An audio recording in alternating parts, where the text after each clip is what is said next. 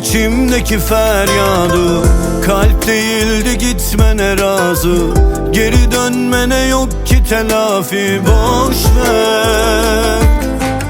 Çalsam sazımın notalarında, kalsam Beyoğlu sokaklarında, varsam kokun hala evimde. Boş ver. Kolaysa unut yaşananları, yırtıp at fotoğrafları, ya da yak bir sigara, çık balkona, izle gezdiğimiz sokakları.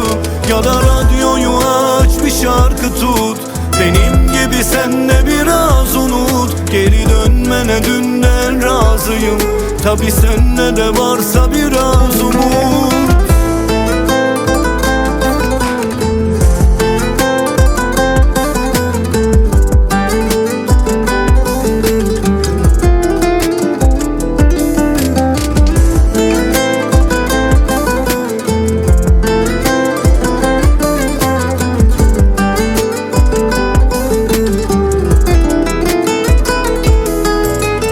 Yaramı sarmadı, anısı kalmadı, uçup gitti ellerimden, bana inanmadı.